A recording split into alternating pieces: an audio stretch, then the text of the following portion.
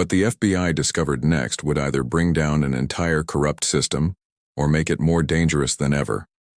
The arrests at Morrison Sterling were just the beginning. Within hours, FBI teams raided 12 locations across the city, including the district attorney's office, police headquarters, and 3 judges' homes. Agent Kane kept Jessica updated as the investigation exploded beyond anything they had imagined. Jessica, what you exposed isn't just one corrupt law firm. It's a network that includes half the justice system in this city. How many people were involved? 23 officials so far, judges, prosecutors, police commanders. They've been protecting Morrison's operation in exchange for bribes and political support. The evidence Jessica had gathered led to even more horrifying discoveries. Morrison Sterling hadn't just been murdering witnesses. They had been running a comprehensive criminal enterprise. The firm's client services included blackmail, witness intimidation, evidence tampering, and contract killings. They charged wealthy clients up to $500,000 to make legal problems disappear permanently. But the most shocking revelation came from Morrison's personal files. Jessica, Agent Kane said grimly, we found detailed records of their murder operations. 14 women over 5 years, but also 12 male witnesses, 3 journalists, and 2 FBI informants.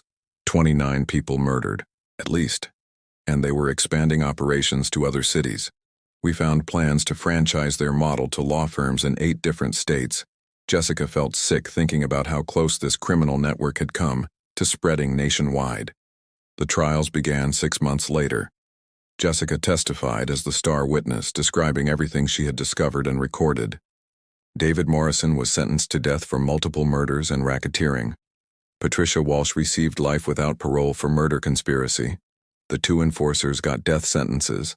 The 14 corrupt officials received sentences ranging from 25–40 years. But Jessica's greatest victory was personal, watching the women who had been destroyed rebuild their lives. Lisa Williams got her job back at a competing firm and received $2.3 million in a settlement. Angela Patterson regained custody of her daughter and received counseling services. Monica Rodriguez was granted full legal status and received compensation for wrongful deportation. 6 months after the trials, Jessica stood before a Senate hearing on legal system corruption. Senators, I was just a secretary doing my job. But I learned that sometimes the people with the least power in a system are the ones who see corruption most clearly because we're not invested in protecting it. Legal systems are only as trustworthy as the people who run them. When lawyers, judges, and prosecutors become criminals, ordinary citizens must have the courage to expose them.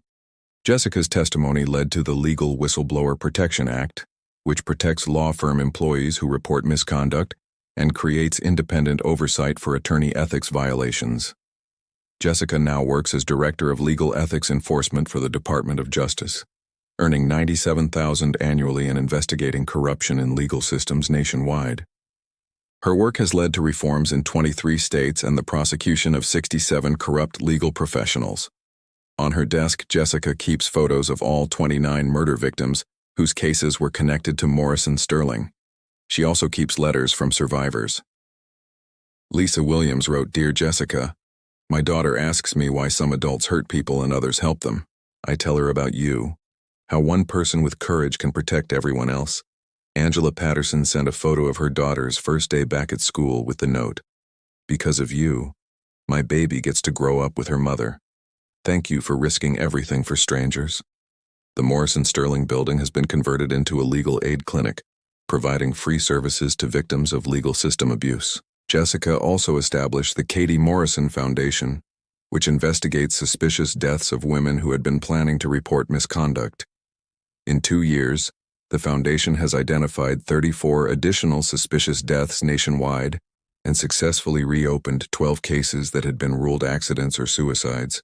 Jessica Porter proved that sometimes the most invisible people in powerful institutions, secretaries, clerks, assistants, are the ones who see the truth most clearly because they handle the real documentation.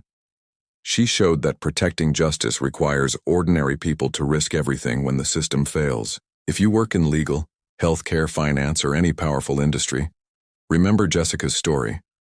Sometimes the most important thing you can do is document what you see and have the courage to speak up. even when the people who are supposed to protect justice are the ones destroying it.